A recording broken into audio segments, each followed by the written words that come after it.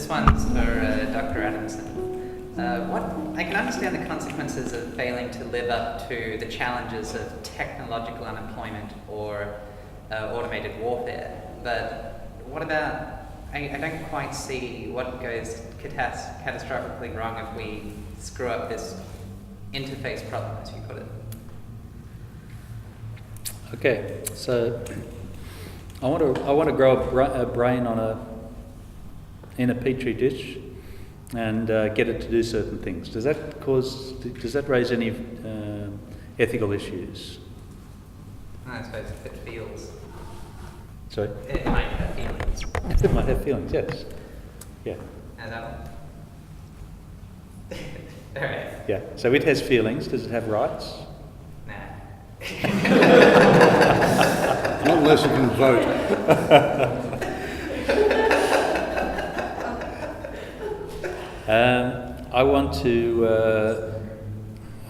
I want to put lots and lots of nano devices in a human body.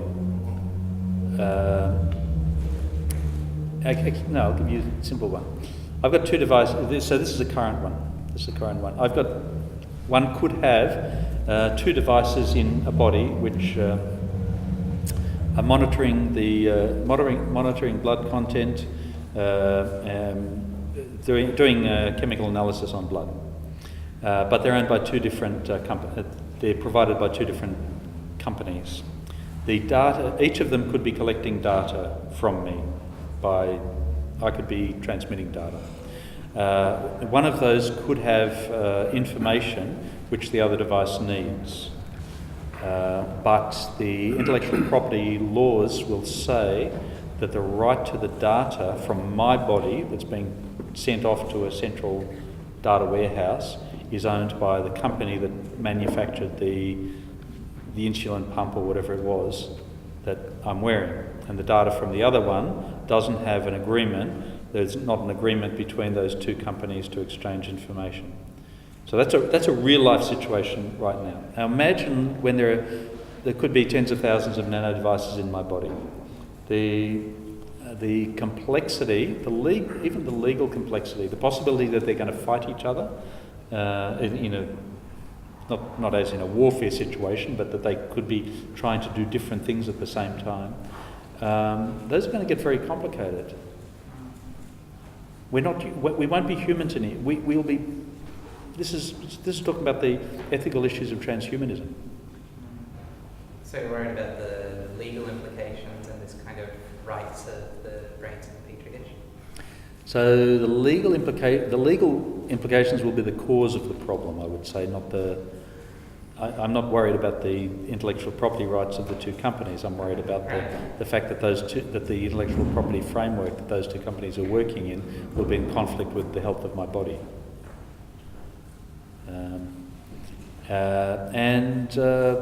Then you could get a certain. So there'll be ethical issues around.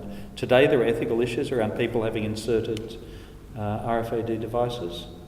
So in the US, there was a case recently of people being elderly people at a retirement home being embedded and tracked that way without their knowledge. Now you could say, well, that makes a lot of sense. It saves grandma getting lost at the bus stop again. But once you start tracking us all like animals with little tracking devices, that has a whole lot of political, social implications. At a certain point, do people control machines that control the people that those machines are embedded in? It's very easy to think of scenarios where that could become an ethical issue. But that's why I've put it out 20 years. I'm saying, with the technologies we've got at the moment, develop them 20 years, there'll be some tough questions there. And if the engineers don't start getting into the habit of thinking about ethics at all, in 20 years will go really quickly. And if we don't embed those into the engineering courses and into the engineering discourse, then there'll be some real problems. Can I just make a comment on that? There are a lot of resources on the ethics of technology already existing in the philosophical community. In fact, I think most of the work done in ethics in the sort of broader ethics have to do with social implications of various technologies and various social developments. I would strongly recommend that you connect up with those people, get them to talk in a sort of general term, a general sense about what sorts of principles are being applied or not applied in each of these cases, because I think you'll find most of the issues that you're encountering are issues that have already been dealt with in one way or another. I'm not saying there'll be solutions, philosophers never give solutions, but at least the issues will be expanded. So my question is, how do we get those two communities talking? We'll give them money. That won't No, happen. seriously, okay. Seriously, ethicists are, I would probably guess, half the philosophical community at the moment, and I think you really just have to invite them. For instance, a good friend of mine is a neuroethicist. No, but I can invite them. But how do we encourage all engineers to invite all ethicists for a discussion? Well, okay, if you're going to look at it at a sort of a local level, consider what the local chapter of the IEEE or the ACM or whatever organisation there is could invite people from their local university. They're there. They're sitting there, right? At the moment, they're just teaching university students. You could have them do something useful. Kathy, did you want to ask a question? I'm just Can you stand up? in Seattle, Can you there's stand a up? bunch of little, I'm sorry. I can't hear you. In Seattle, they built a whole bunch of little devices that track cell phone MAC addresses. They're already tracking people. Yeah, I think you said it was 20 years old. I'm not sure if I heard you, but yeah. GPS devices and so forth in mobile phones. Embedded. Already. Sorry, I was talking about embedded devices. there. yeah, I know. I just, they're already talking to people around using different technology, so this may already have the same political problems that you were concerned about. It ramps it up. An already existing problem becomes far more focused, but it's still the same issues. Yes. I've got like my Jawbone app that monitors how many steps I make, how much hours I sleep, and Okay. asks me to commit to certain bed times and like how many. So if the government mandated that everybody had to wear a device that got all of that information, if the government mandated everybody had to wear a device that provided all the information that the Jawbone currently provides on you, what would people say? People would be outraged, and yet people go off and how much are they? Hundreds of dollars a Yeah. go? You don't have to And do you mandate. have any idea where that data is stored? That's the thing, because people don't know where all this data is stored. I think people are quite fine as long as they don't know. They don't want to hear about how much their privacy is being invaded. Most of the time, yes. Like I'm annoyed that people are doing stuff in my data without my consideration, without my agreeing. But I find people are becoming more okay with this over time. Basically, Yep. whatever technology that you grow up with is regarded as the norm. So no matter how it would have been seen by George Orwell or John Stuart Mill, it's regarded as the norm and people don't really react to it. So, I worried for about a year or so about all my data being out there on the cloud, and I thought, stuff it, doesn't matter. You move on to other worries. Well, I've got other ways, but yeah. But if your data, if it wasn't illegal for insurance companies to discriminate based on data, They already do. They already do that. They've been doing that for 30 years. So- But it's just that they now have access to a lot more and a lot more specific information. So the ethical issues haven't changed. It's just that it's becoming a more urgent issue. At the same time as people are becoming inured to it. So if I say, okay, there's an issue of what questions they can ask me or something like that, or about past medical history or something, but compare that to the data that's collected every second from a device attached I'm to not your body. denying that it's an issue. I'm not denying it's an issue, and it's a serious issue. But the principles, the ethical considerations haven't changed. It's just that they're now being applied in a more exacting fashion, and we still need to deal with it. And I don't think we dealt with it back then. I don't think we're dealing with it now. So yes, I'm Yeah, on yeah. your side. I'm Yeah. agreeing with you. So you say the ethical issues haven't changed, but we're completely ignorant of them. The engineers. Invite a few ethicists to give talks. Yeah, there are millions of engineers in the world, and the vast majority of those, in their undergraduate degrees, would have not spent 1 hour considering ethics. Yeah, I agree. That's also true of every other profession. No, seriously. But we're building stuff. Yeah, that's yeah, gonna happen. and people who do business degrees, they get what they call business ethics, which is basically what you can get away with. It's not ethics. Accountancy people, all this, it's ubiquitous. It's not just engineers. Okay? Andrew? Was this like the CP's no two bolters problem where it runs both ways? We've been asked about philosophers who did do training in engineering as well. So that, the problem seems to be that we still have these kind of academic divides between disciplines where we really need collaboration for all kinds of reasons, in particular disciplines. Well, there is a degree of boundary defence between the professions. There's no doubt about that, certainly in the academic world. But there's also a parallel movement that I've noticed towards interdisciplinarity. Now, it's more often talked about than exercised, I must confess. But in my own area, history, philosophy of science, there's an increasing focus on technology rather than the sort of standard, examples of physics and astronomy, where people, the STS movement, for example. So I think it's happening. I think it's happening more by osmosis than any direct sort of design, as it were. A lot of it hangs on who's funding what. Governments tend to fund things that are nice and cleanly delineated administratively. So philosophers of science get philosophy of science funding. If the government doesn't like philosophy of science funding, it shrinks. Engineers will get engineering funding, but you'll get very little funding for the interdisciplinary work. So my solution to that is engineering, because engineering gets a lot more money than philosophy. Oh yeah. Engineering should take the responsibility to fund the interdisciplinary work.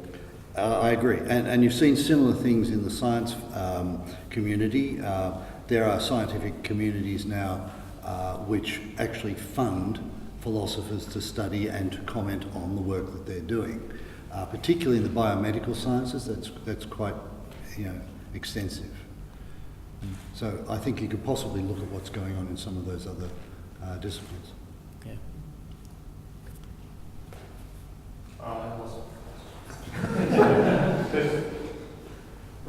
Just to say, quick reply to that is one approach to these things just to name a new field. When I was an undergraduate, I did a thing called cognitive science, which enabled me to do both computer science and philosophy in a single undergraduate degree. Yeah. And it wasn't a hugely successful degree program. It ended not long after I went through it.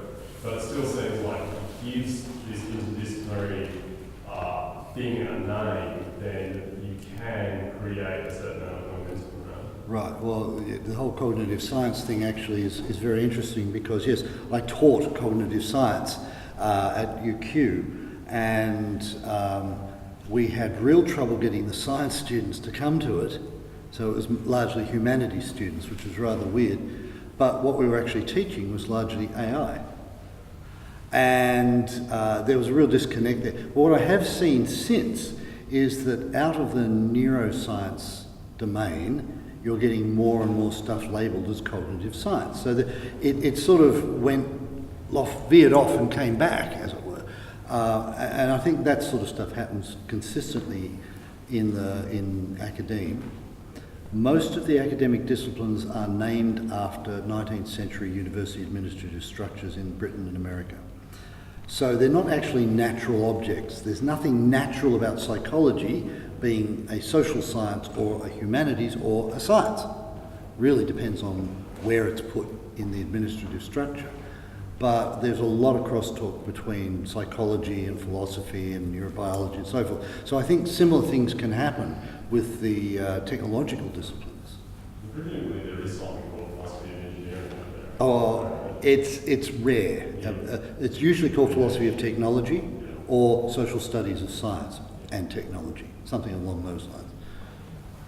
One of the things that I've noticed is there is a philosophy of technology side and humanities side, and they tend to the philosophy of technology from a technology perspective tends to address practical questions, Yes. and from the humanities side tends to address deeper questions, including questions like, is it good or is it bad?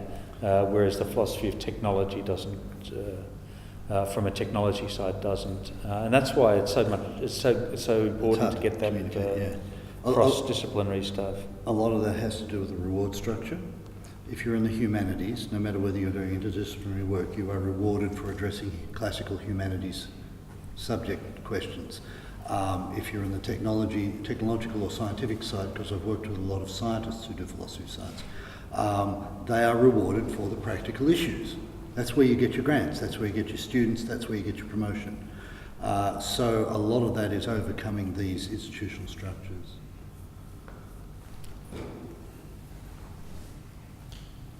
Any questions? Okay, all right. Very good.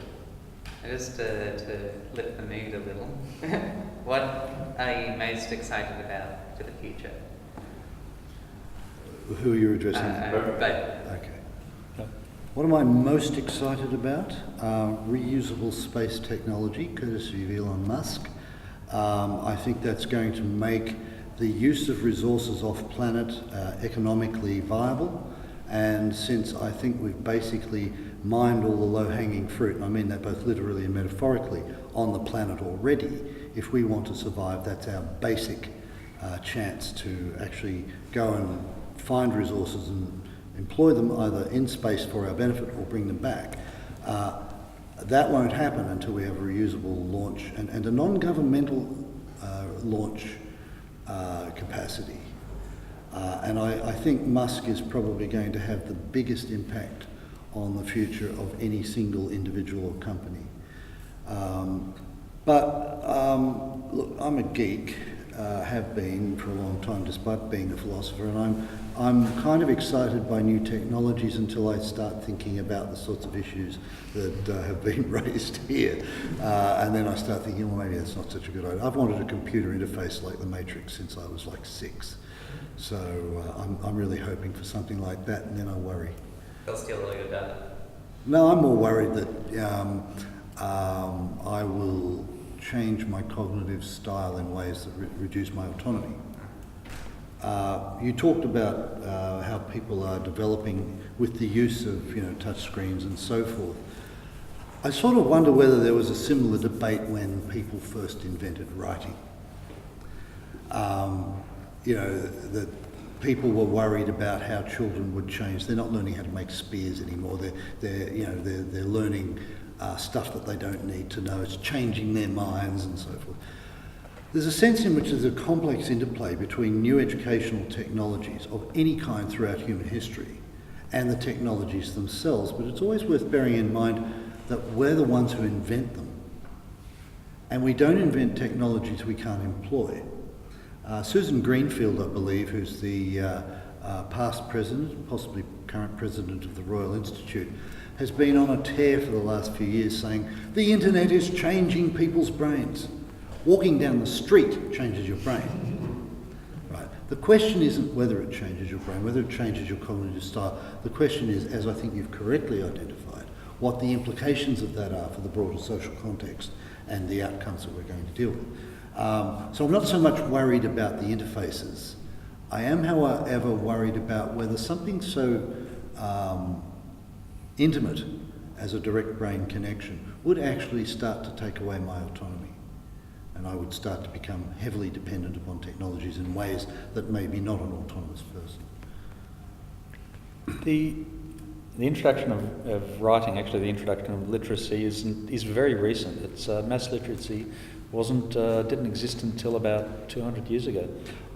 Depends on what metric you're using, which society you're talking about. There was almost universal literacy amongst the Jews in the 1st and 2nd century, but Broad literacy didn't really begin in the European tradition until about the 16th century during the Reformation, and of course universal education didn't occur until the 19th century. So it really depends on how broadly you cast the net.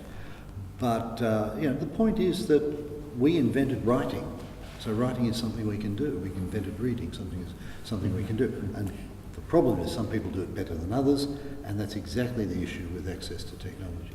So the thing that I'm most excited about is very narrow, very local, and that is that the work that I've been doing in Melbourne over the last 7 or 8 years, trying to develop interest in SSIT, engagement with the universities has been enormously productive. I'm really impressed.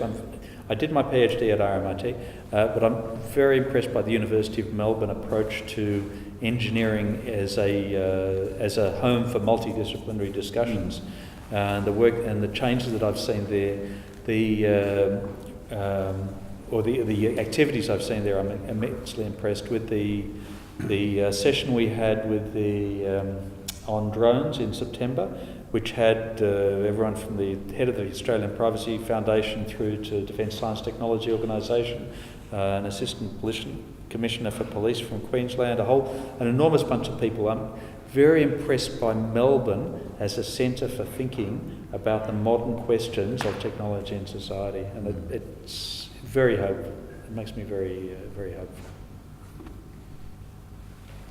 Do I need to stand up? There's a clear one. No, This kind of touches on a lot of things, as I mentioned, but on the legal and regulatory side of things, like change occurs there as well, based on science and technology.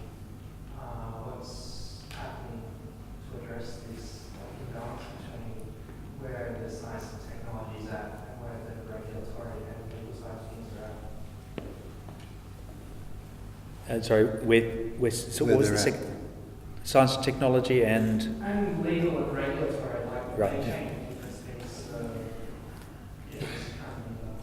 Yeah, well, I'd say your comment about the ethical issues don't change. The legal, you don't. If law tries to keep up with changes in technology, law's being done wrong.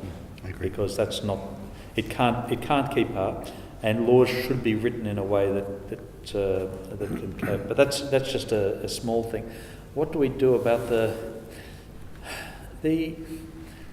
I think the most important thing is not to pretend that technology and science are autonomous, not to pretend. And if you ask any thinking person and you say, "Is technology autonomous?" they may have a deep philosophical reason to say yes, but the vast majority of people will say no. It comes out of things that people do and circumstances that are around us and so on. But if you look at the newspapers, 90%, 99% of press coverage of technology will make technology look like it's autonomous.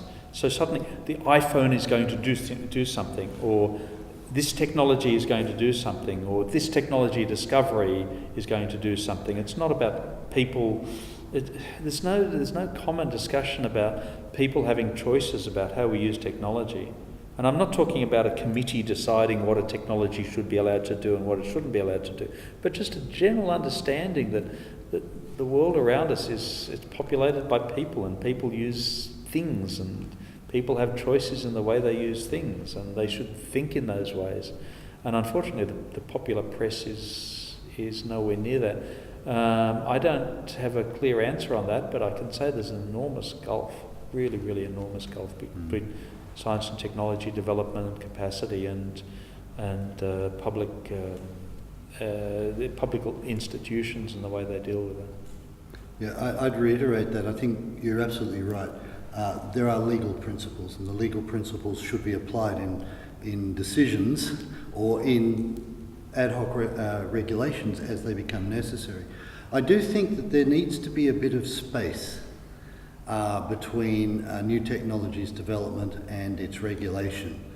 You need to see and not attempt to anticipate all of the problems and regulate before the event. So I actually see it as a bit of a virtue. The law and regulation tends to lag behind the technologies, because if you constrain it too much at the beginning, again, it's like what we used to call in Victoria picking winners, right? Which governments and legal systems are incredibly bad at. Okay, they're much better at looking at the after effects and saying, look, this is developing into a problem, we need to constrain it according to our legal principles. So I think that it's probably a bit of a knee-jerk reaction to seek to have, for example, some new technology in biomedicine regulated. Let's see what it does first, and just try to live by our principles of do Human no cloning? harm. Well, human cloning is not only possible, it's desirable if what you want is a cell line that you can insert into somebody who has insulin dependency. You can, in theory, cure diabetes. What you're cloning is a cell. You're not cloning a whole individual. I'm talking about people cloning. Well, when it, Shall we just let it go and see what it does? Oh, maybe. There are always going to be ethical issues and ethical debates, but you would want to see the technology proven out before you actually started to constrain it, because it may actually turn out it's a really good thing. I tend to think our legal and ethical system uses persons as a kind of ultimate good, and I agree with that. I'm very much of the view that a person is an end, not a means. Right? So if you're creating people in order to use them for spare parts, no, sorry, that's ruled out.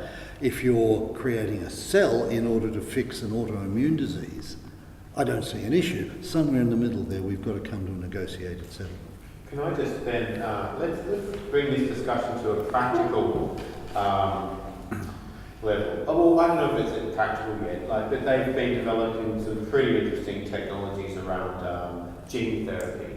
You've heard of CRISPR technologies, whereby it's becoming increasingly both efficient and accurate in actually editing the DNA of living, not just like, it's not just germline gene therapy here. So let's just assume that, let's just play with this idea and assume for this purpose of this question that it works and we can start doing this with real people, within the next 10 to 20 years. How will that? 3 years. Sorry? 2 to 3 years. 2 to 3 years. It's happening now. It is happening now. It's being trialled. I think you've got to ask why editing DNA is any more problematic than taking an aspirin. In both cases, you are modifying the behaviour and structure of molecules in the body. So what is it about DNA that's so precious or sacred? Well, taking an aspirin, the effects wear off. Yeah? Okay. What if I could give you, somebody who has permanent migraines or constant seizures, what if I could edit their biochemistry such that they produce a drug which is an anti-seizure drug? Right. Now, do you know how to do that? I know of people working... How did you find out? I know of people working on that. No, the ethics of the research are a separate issue. It's the ethics of the employment of the technology once it's proven. And it seems to me that we have this idea that there's got to be some magical essence to a human being, right? There's got to be something which can't be touched. It's sacred, you cannot play God, all of those... This is a summary of my third point, by the way. Yeah, all of those issues. Yeah, well, Wiener's third point. The idea that DNA is something significant, well, it's just another molecule, right? There's no essence to being a human being. Being a human being is to be a person in a society and have rights. And it doesn't matter whether that's based on DNA or it's based on legal status or anything else. Once you've got that status, it seems to me you protect that. And if I could be protected from my encroaching rheumatoid arthritis, courtesy of my mother, with a single edit of my genes and no other known side effects, and I was given the option and the autonomy to make the choice like that. Good. Now let's move to the issue of what if you wanted to increase your ability, like let's say you wanted to run like 100 kilometres an hour and there was a gene that you could sort of tweak to do that. or maybe think faster than, you know, like Einstein, where we have a brain next So long as I'm What about, sorry? So long as I'm an autonomous agent making choices that are informed and I know about the side effects, and it doesn't lead to anything that is socially unacceptable in terms of legal, like makes me a psychotic killer or something like that. Yeah. Only 1 in 10,000. Okay, that's an acceptable rate, I think. Well, the thing is, we live in a society where the general mean of intelligence and ability is based on our genetic makeup. Once we start playing, I'm not saying it's wrong, okay? I'm just putting it out there. Like, it's for you to decide. You can comment on this. Let's just say you can become Superman, right? Or you could suddenly turn yourself into the Incredible Hulk or Skeletor or whatnot, okay? And I don't want to be any of those guys. tell me, like, Okay, you're talking about enhancement. You're talking about enhancement. Some people think that it's wrong. Some people think, for example, it's particularly wrong in competitive sports. Maybe it is, I don't know, that's for them to decide. But I don't see a deep ethical problem with fixing and enhancing desirable traits. And if I can do that through gene manipulation or any other process, I don't see an issue. Now, what I would see an issue with is if not everybody had access to it. Because then it becomes a question of social justice and equity. But if you could give everybody personalised gene therapy to achieve what they want. Not everyone has access to aspirin. That's true, and that is an issue in medicine. The equality of access in biomedical treatments, it's clearly a problem of the whole biomedical industry and process. But it's nevertheless something which we are already dealing with. These don't raise new issues. The What issues about are the unborn same. children? Eh? What about unborn children? Designer babies. The genetic traits that you pass. Or modification within the womb? Okay, you are going to end up with a person who somebody made a choice about that they didn't make, and they're going to have to live with the results of that. I think there's ethical issues about that. Not the fact that you're, for example, fixing potential metabolic diseases like, you know, Tay-Sachs or something like that, because I don't think anybody could reasonably expect the adult version of that fetus to object to not having Tay-Sachs. But if it were, you know, okay, I'm going to choose their career for them, I think that's a reduction of their autonomy. This is a moral problem. This is not a problem of the technology, and it's not a problem of there being a human essence or a personal essence. What if I could make a genetic change that would reduce your chance of being struck by lightning by 80%? Then I'd want to know what magical physics you'd figured out. You've just eliminated all the men. What, you know, an anti-golf gene? Look, there are going to be boundary cases for any principle, and there are going to be decisions that you take. I suspect a lot of them will be ad hoc, but I think the principles are clear. I think autonomy is the thing. You mentioned earlier that you prefer for law to lag slightly behind technology in order to have time to evaluate sort of the implications of that technology. What about cases in which the sort of law in place that's based on outdated assumptions, the classical example being IP, right? Yeah. It was designed to stimulate scientific progress, right? And it's kind of stifling that at the moment, what with patent laws and that sort of thing. What's your opinion on that? Well, the law does always lag behind social change, always has done. In a sense, that's part of its virtue, because it means you can't radically change it to suit vested interests. But that's exactly what happened with the IP laws, and in particular the rights of companies to patent gene sequences. Highly debated, but unfortunately the law didn't respond well to that, and unfortunately the legislators who could have changed that law were beholden to the interests that were benefiting from this. So that's a general problem that I don't think can be solved specifically in the context of technology. I would, however, also point out that the law is very bad at anticipating problems.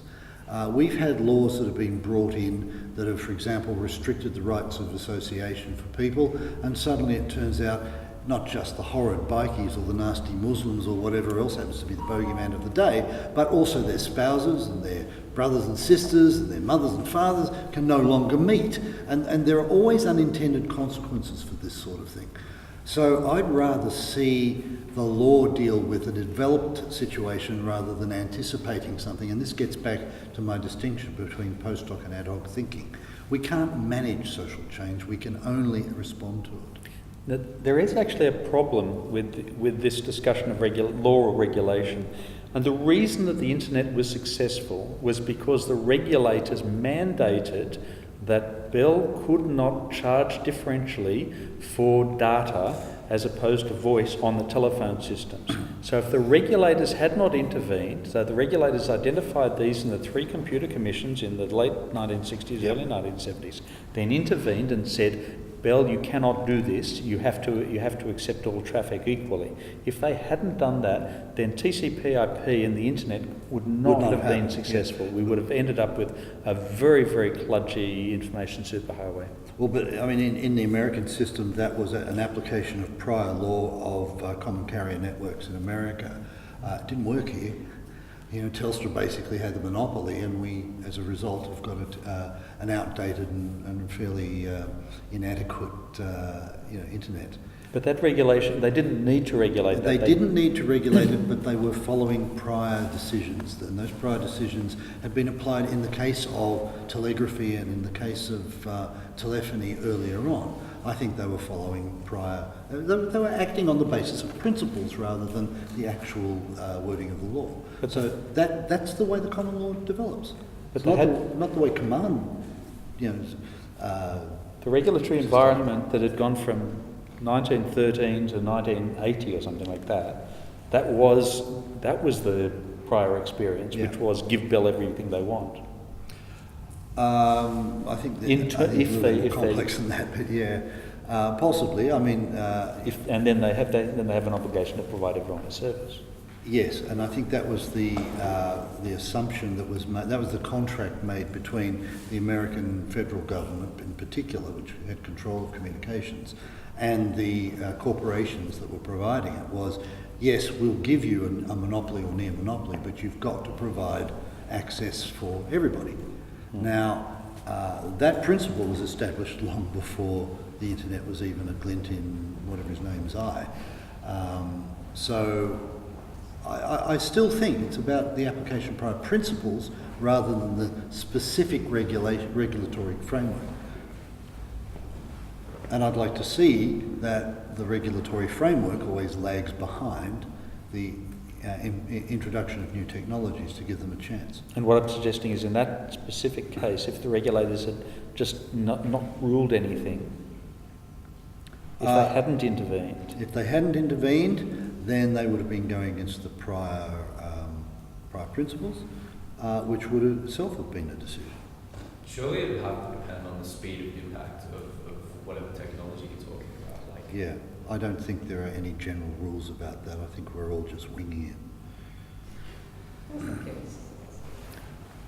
What about the case of genetically modifying a baby, like what recently happened in England? They sent the baby at 2 months, which they basically cut and spliced genes from one mother into the next mother. I mean, the baby has no right to make this decision. It was unable to make this decision at that stage. It's made by the parents. Well, I'm not Solomon, so I can't divide the baby. All I can really say is that as a general principle, if it's taking away from the autonomy of the end product, i.e. the mature adult, that is something that I would consider to be seriously problematic. And I think a lot of the decisions, a lot of the issues about things like abortion, gene therapy and so forth, which have been debated now for about 30 years in the philosophical tradition, apply sort of mutatis mutandis over to this area as well. I can't say. I mean, I don't know whether, in fact, having half your chromosomes from one mother and half your chromosomes from another is going to harm or not the child, assuming that's what they did, because I can't think of this. I'm just saying the child doesn't have the power to make that decision. and it doesn't have the power to make the decisions about what genes it does get now. Because I can tell you, I wouldn't have chosen the genes for rheumatoid arthritis. There was only piecing mitochondrial defect. Oh, yeah, see, and there, someone's got a deficient mitochondrial genome. As you may know, there's a very much smaller and less functional genome in the mitochondria of the cells, which typically come from the mother. So somebody's taken the mitochondria.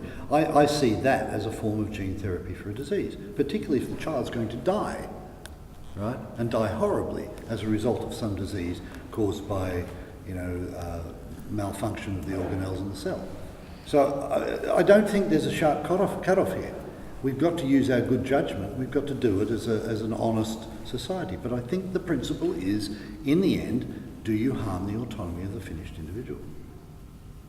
And if you can say yes, then I'd say, well, maybe don't do it. Or maybe you trade off that against the possible pain and horror that the child could go through. I don't think you'd find an Ashkenazi Jew who would in any way object to a one-off cure for Tay-Sachs. Actually, I think they do have some objections to it, but we're talking rabbinic law here, so of course there's objections. Hey? When you maybe select a child for increased intelligence or blue eyes or looks. Well, you choose your mates partly on those sorts of bases. Is it wrong to choose your mates? Maybe we should just throw dice. The issues are complex. I'm just saying there's no simple answers. Okay. All right, finally, sorry. There seems to be a lot of discussion about regulation and the speed of regulatory change. Do you think the speed of regulatory change should be one speed? Or do you think that there should be several different speeds for different areas? And so if everyone's uncomfortable with something, they shouldn't have that voice alone, but instead there should be a zone for experimentation. And people can go there if they want to get on board with that sort of thing. Something like cloning, people would be against everywhere, irrespective of who does it. But other things they're against because they don't want to take part in it and they don't want to be around it. Do you think there's space for experimentation with regulation? Well, I'm most familiar with the biomedical arena.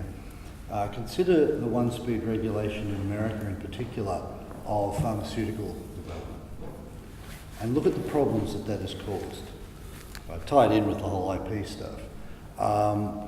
It now costs something like, I think, about $3 billion to get a drug to market. That's eh? 4 billion. 4 billion, okay, I'm behind the times.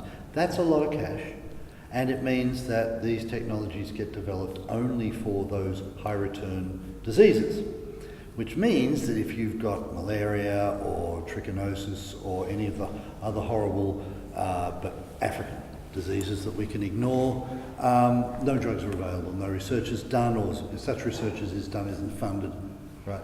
No, I don't think there should be a one-size-fits-all regulatory process.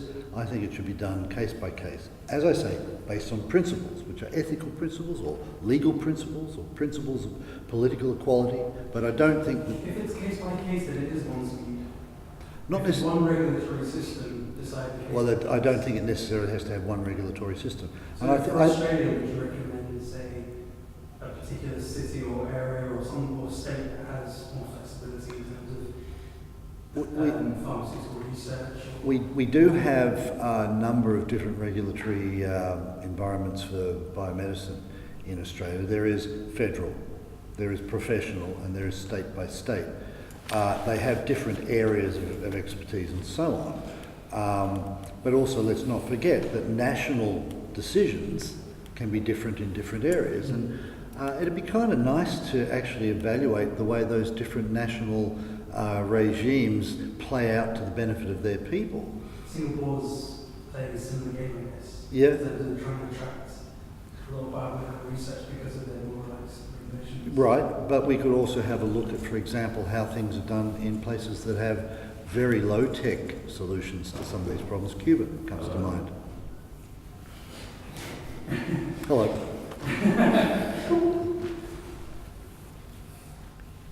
So, Are there any other? Yes. I've seen a couple of articles recently about IBM, Watson and education. There's one where they're developing course plans for teachers that are going to suit the students, another one's a little toy dinosaur that's going to answer the kids' questions. And that really reminds me, I don't know who's read the Dominator series, it reminds me of the young ladies illustrated primer. And I'm wondering what you think about IBM Watson and how it might help with education in the future. Right. So I think the first thing to say is that they're really making quite a lot of progress there. So whether they're passing any boundaries or not, I don't know. I just don't know well enough. I'm organising, hopefully, to get a speaker from the Watson team over to a conference on Norbert Wiener in July 2016. And what I'm trying to do there is to get a dialogue going between questions of where the technology's going and questions of how we're going to cope with a world that's as changed as that. And I also mentioned that in the place I work, they're doing work on that as well. That's what I'd say is that's going to happen. That's not going to stop. If an individual company decided not to invest in that area for a while, another company's going to invest in that area. So we really need. But I don't think people realise the enormous change that some of these things will result in, like the Google driverless cars. You know, it seems nice, it seems interesting. It's going to be enormously impactful. Are we ready? I mean, we're not. This country isn't ready to have an intelligent discussion on just about anything at a senior. I mean, the only serious discussions we have these days are who's going to lead which party. Where in Australia can you experiment with stuff like driverless cars, or is there nowhere? I don't know of any driverless car experiments in Australia. Or anything. There's driverless vehicles in mines. I mean, anything In technologically risky mines. Right. or hazardous. Where can you experiment in Australia? yeah, and who knows what the outcome's there. Can I get back to your question? Look, I want to say a couple of things. First off, from what I've heard, yeah, we are out of time, I have to be quick. Okay, talk very quickly. From my understanding, basically, we haven't changed how we learn. And I think there's a tendency to think that educational technologies are a replacement for teachers. I don't. I think basically Watson will be a useful tool, maybe. I'm not entirely convinced of that yet. But I think that there's basically we learn from other people. So I'm not sure that it'll basically fundamentally change human education. Second point would be, I'm not, as I say, convinced that Watson is all that.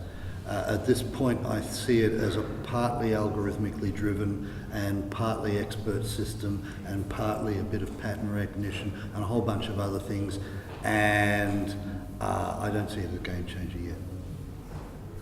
Turing said, when he wrote his 1950 paper on thinking machines, he said, in 50 years, we will have intelligent machines. And ever since then, whenever somebody's talked about intelligent machines, and I mean seriously intelligent machines, they've always put it at 50 years in the future. We're still doing that. I don't think that Watson is going to be anything more than another instance of a really useful technology like Google with its attendant problems and limitations. But then we'll see. Intelligent machines will always be 50 years in the future? Well, I think in part because we keep redefining what we mean by intelligence. There was a point at which the mark of intelligence was the ability to defeat a grandmaster at chess. When did they defeat Kasparov? In the 90s. So suddenly chess ceased to be the mark of intelligence. And I don't think we have a sufficient definition of what intelligence means, but I think Turing was incredibly optimistic and probably a little one-eyed about it. For all that I think the guy was absolutely fantastic. But Watson is the latest in the line of these machines that have increasing competence at dealing with noisy data and dealing with the world and dealing with background knowledge, but they still haven't solved the frame problem. But there are going to be as these things move along, they'll be able to do more and more tasks if we decide that they should.